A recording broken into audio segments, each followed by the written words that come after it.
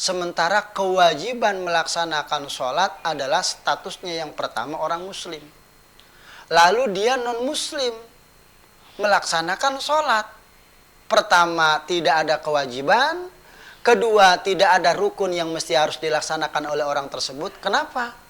Dan juga yang ketiga, tidak ada ganjaran buat orang yang melaksanakan sholat kalau memang ternyata statusnya orang itu adalah belum muslim. Bismillahirrahmanirrahim. Assalamualaikum warahmatullahi wabarakatuh. Alhamdulillah wa syukurillah wa ni'matillah wa la hawla wa la quwata illa billah. Amma ba'du. Para pemirsa Al-Baqiyah TV di mana saja berada, mudah-mudahan dalam kesempatan ini kita dirahmati oleh Allah Subhanahu wa taala. Dalam kesempatan ini Al-Faqir akan mengkaji beberapa tentang masalah Kitabus Shalah, lanjutan yang memang sudah kita bahas pada bab-bab sebelumnya. Baiklah para pemirsa Al-Baqiyah TV di mana saja berada, sebelum kami bahas tentang masalah Kitabus Shalah, kami akan lughah dengan bahasa lughah Al-Jawi atau bahasa Al-Batak, bahasa Banten, yang mudah-mudahan mendapatkan barokah dan karomah dari para pengarang kita. Bismillahirrahmanirrahim. Qalal mu'alifu rahimakumullah wa naf'anallahu bihi wa bi'ulumihi wa yu'li darajatihim fil jannah amin. Sebagai tapaulan, Kitabus Sholati utawi kilaiki iku kitab kang sewiji hale tetep ing dalem mertelakeun salat. Faradallahu ala hadhil ummati fi kulli yaumin wa lailatin khamsa shalawatin faqat. Wis mardukakeun sapa Allah ing atase iki umat ing dalem saban-saban sadina lan sewengi ing 5 sakaya salat faqat balaka. Wahyalan utawi iya si khamsa shalawatin itu juhur wal asru lan asar wal maghribu lan maghrib wal isya'u lan isya wal subhu lan subuh. Wala tajibu ila 'alal muslimil baligil aqil tahiri 'anil haidi wan nifasi ba'da dukhuli waqtiha. Lan ora nana wajib iya si salat illa angin ing atase wong kang muslim atawa ing atase wong kang Islam kang balik kang berakal at-tahiri kang suci minal haidi saking haid wa nifasi lan nifas ba'da dukhuli waqtiha ing dalem sausene manjing waktu ha ing salat. Walikulli sholatin minha lan iku tetep setengah saking saban-saban salat minha saking salat waktu mahdudun utawi waktu kang den watesi. Pa waktu zuhri min zawali syamsi mangka utawi awal waktu zuhur saking lingsire sarengenge an wasti samai saking tengah-tengah langit ila ayazida maring yen tahwu zillu syai'i opoh aub sewiji-wiji ila mitlihi maring upamana iya si syai' ba'da zilil istiwa'i ing dalem sausene aube waktu istiwa. Para hadirin yang dirahmati oleh Allah Subhanahu wa taala, kitab di sini mau menjelaskan tentang masalah salat. Salat adalah sesuatu yang memang dan kewajiban bagi seluruh umat muslim yang sudah ditentukan oleh Allah secara khusus.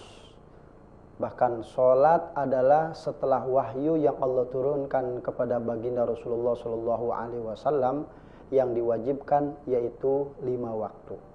Dalam kesempatan bahasan kali ini Al-Faqir tidak banyak dan panjang cerita tentang asbab salat serta ayat-ayat Al-Quran sebagai dalil-dalil masalah kewajiban dan kesunahan di dalam salat.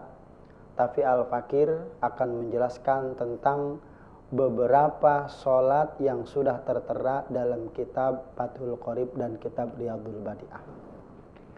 Kitab masalah salat, faradallahu ala hadhil ummah, Allah Subhanahu wa taala memardukan kepada seluruh umat fi kulli yaumin wa lailatin, setiap hari malam, khamsa sholawatin pakot, cuma hanya 5 kali sholat saja. Jadi apabila ada orang yang melaksanakan sebuah keparduan lebih daripada 5 waktu, berarti orang yang melaksanakan keparduan itu adalah menyalahi aturan yang sudah ditentukan oleh ulama. Tinggal bagaimana fungsinya apabila kita meninggalkan sholat itu. Sudah tentu faqad kafara, orang tersebut yang meninggalkan sholat adalah kafir. Na'udzubillah min dzalik. Sementara kalau kita bercerita tentang masalah kekafiran kepada seseorang, kalaupun dia meninggalkan yang sudah dipardukan oleh Allah Subhanahu wa taala. Na'udzubillah min dzalik. Oleh karenanya Al-Fakir tidak akan bisa cerita panjang tentang bagaimana siksaan orang yang meninggalkan sholat. Sudah tentu Allah Subhanahu wa taala mengatakan, faqala min ba'dihim khalfun ada'us shalah wattaba'u syahwah fasawfa yalqauna ghayyan illa man taba wa amana wa amilas sholiha. Maka datanglah sesudah mereka pengganti yang jelek, yang menyia-nyiakan sholat dan mengikuti hawa nafsu mereka. Mereka semuanya itu akan mendapatkan goyan. Illa man taba, kecuali orang tersebut adalah melaksanakan pertobatan, lalu dia wa amana wa amilas sholiha, melaksanakan amal-amal yang soleh. Dari ayat ini, seseorang yang melakukan goyan saja sudah mendapatkan fungsinya luar biasa. Apalagi benar-benar dia meninggalkan sholat. Oleh karenanya, apa yang tadi saya baca, bahwa Allah Subhanahu wa ta'ala sudah memardukan kepada umat setiap hari dan malam, yakni 5 kali sholat saja. Di antaranya yang pertama, wahiyya az-zuhru juhur, wal asru yang kedua asar, yang ketiga al-maghribu maghrib, yang keempat isya, yang kelima subuh. Lebih daripada itu tidak ada keparduan di dalam sholat. Bednya sudah beda lagi. Kewajibannya sudah beda lagi. Ini kewajiban aturan bagi setiap muslim, bagi setiap mukmin yang sudah ditentukan kategori kewajiban sholat itu cuma hanya 5. Pertama zuhur, asyar, maghrib, isya, subuh. Itu hanya kewajiban. Wala tajibu illa 'alal muslimil balighi. Dan tidak ada kewajiban melaksanakan sholat tersebut, istisna, illa, kecuali alal muslim, terhadap orang muslim. Kalau toh sekiranya ada orang selain non-muslim, selain muslim, mereka adalah non-muslim tidak melaksanakan sholat, biarkan. Karena memang tidak ada kewajiban dia untuk melaksanakan sholat. Karena kewajiban melaksanakan sholat adalah statusnya yang pertama adalah orang muslim.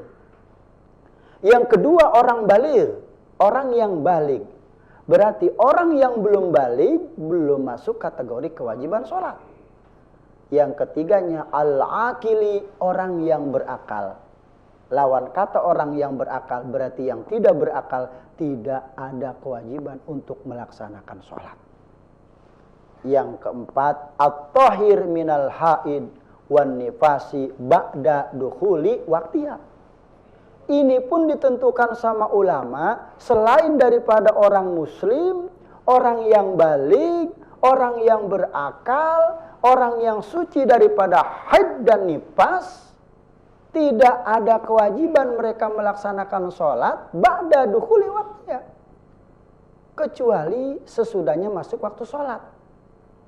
Walaupun statusnya muslim, statusnya mereka sudah baligh, statusnya mereka berakal, statusnya mereka suci daripada haid bagi perempuan, suci daripada nifas bagi seorang perempuan, sebelum masuk waktu berarti belum ada kewajiban melaksanakan sholat.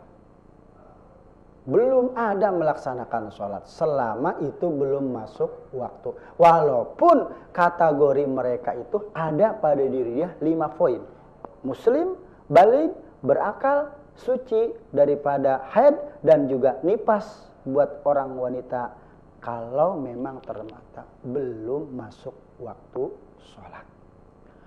Walikulli sholatin minha waktu mahdudun. Kata ulama mengatakan dan setiap-tiap sholat minha waktu mahdudun. Setiap sholat itu ada waktu-waktu yang sudah ditentukan. Waktu-waktu yang sudah dibatasi. Apa diantaranya? Seperti contoh ulama menggambarkan pa waktu zuhri min zawali syamsi an wasti sama ila ayazida jillu syai'in ala mitlihi ba'da zilil istawa. Seperti contoh waktu zuhur. Waktu zuhur itu adalah min zawali syam. Apabila sudah bergeser matahari dari tengah-tengah matahari ila ayazida jillu syai'in sampai berubahnya atau tambahnya kita punya bayangan seperti semula yang tadinya sama bisa ada perubahan, itu tidak ditentukan jam, tidak ditentukan waktu. Yang pasti kalaupun misalnya waktunya sebelum jam 12, mayoritas di masyarakat kita kan kadang-kadang begitu melaksanakan sholat johor, asal di mana jam 12 lewat 5 menit, jam 12 lewat 10 menit, sudah waktu zuhur tiba, sudah waktu zuhur masuk, dia sholat aja. Padahal jam 12 lewat 10 menit, sementara matahari posisinya adalah belum zawali syamsi an wasti samai, berarti walaupun jam 12 lewat 10 menit, kalau belum zawali samsi an wasti samai, bergesernya antara matahari dari tempat semula, berarti waktu zuhur belum masuk. Kalau sudah ternyata bergeser, berarti sudah masuk waktu, walaupun kategori waktu tersebut adalah belum masuk jam 12. Tapi kebanyakan di masyarakat kita yang belum bisa memahami waktu sholat, mereka sholat asal jam 12 lewat 10 menit, jam 12 lewat seperempat udah masuk waktu sholat. Logikanya, padahal matahari belum zawal. Matahari belum zawali syamsi an wasti samai. Ya berarti kalau belum zawal syamsi an wasti samai, waktu sholat belum tiba. Ini yang terkadang belum bisa kita pahami. Oleh karena itu kepada para pemirsa sekalian, mudah-mudahan kita bisa memahaminya. Jadi tidak hanya berpatokan pada jam saja. Nggak perlu. Di mana matahari sudah zawal, walaupun itu baru setengah 12. Kalau memang ternyata merubah, kalau memang ternyata bayangan kita berubah dari semula, berarti waktu sholat sudah masuk. Yang kedua, wa waqtul asri min ziyadati ala dhidli misli ila gurubi syamsi kulliha. Yang kedua, salat asyar. Salat asar itu adalah ziyadah, di mana tambahnya, di mana bertambahnya bayang-bayang kita karena sebab surupnya matahari secara keseluruhan, atau yang tadinya posisi matahari itu ada di tengah-tengah, setelah waktu asar tiba yang tadinya memang bayangan kita sama, lalu ada ziyadah, ada penambah sedikit, tidak perlu harus mesti waktu jam 3 lewat 15 menit, jam 3 lewat 30 menit, walaupun kategori baru jam 3 lewat 10 menit, kalau memang bayangan kita dari semula ternyata sudah tambah, sudah ziyadah, berarti waktu asar sudah masuk. Singkat, yang ketiga, wa waqtul maghribi min tamami ghurubi syamsi hatta yaghiba syafaqul ahmar. Waktu maghrib adalah di mana tamam, di mana sempurna surupnya matahari sehingga yaghibu syafaqul ahmar. Apabila sudah surup mega yang berwarna merah. Yang keempat, wa waqtul isya min maghibi syafaqil ahmar hatta yatlu'a awwalul fajri shadiq.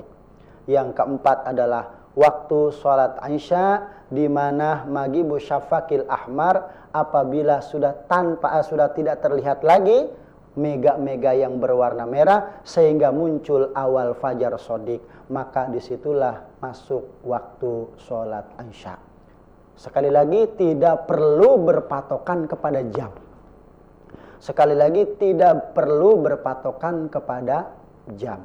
Berpatokannya yang sudah ditentukan sama Allah melalui tangan-tangan para ulama yang begitu mulia, diserat di dalam beberapa kitab, baik Fathul Qarib, Riyadul Badi'ah, Kasyifatus Sajah, Safinatun Najah, dan juga Fathul Mu'in, serta kitab-kitab fikih yang diceritakan tentang batasan serta awal waktu sholat. Yang kelima, wa waktu subhi, yakni waktu subuh. Waktu subuh ini adalah min tulu'i awalil fajri shadiq, di mana munculnya awal fajar shadiq, hatta yatlu'a awalu syamsi, di mana pas muncul awalnya matahari. Sudahlah di situ berarti awal waktu sholat subuh. Sekali lagi, waktu subuh itu adalah waktu subhi min tulu'i awalil fajri shadiq. Waktu subuh itu adalah di mana munculnya awal fajar shadiq. Hatta yatlu'a, sehingga muncul awal pertama matahari. Maksudnya, nah ketentuan-ketentuan di sini nanti beberapa dalam fikih itu diceritakan batasan subuh, awal subuh seperti apa, afdolnya waktu sholat subuh jam berapa, kira-kira dari jam berapa sampai jam berapa batasan waktu, manakala matahari yang sudah ditentukan oleh ulama, kira-kira kalau waktu subuh sudah habis, jam 5:30 atau jam 5:30 menit atau boleh jam 6:00, apakah waktu subuh masih ada, apakah waktu subuh sudah tidak ada, dikala matahari juga belum terlihat, lalu kita niat sholat adaan, apakah sah apakah tidak, kalau kita niat qadha sementara waktu subuh ada apa tidak, nanti insya Allah akan ada pembahasan lain. Yang pasti dalam kesempatan metode ini, cara bahwa waktu awal subuh adalah di mana awal pertama fajar shadiq muncul, barulah waktu sholat subuh tiba.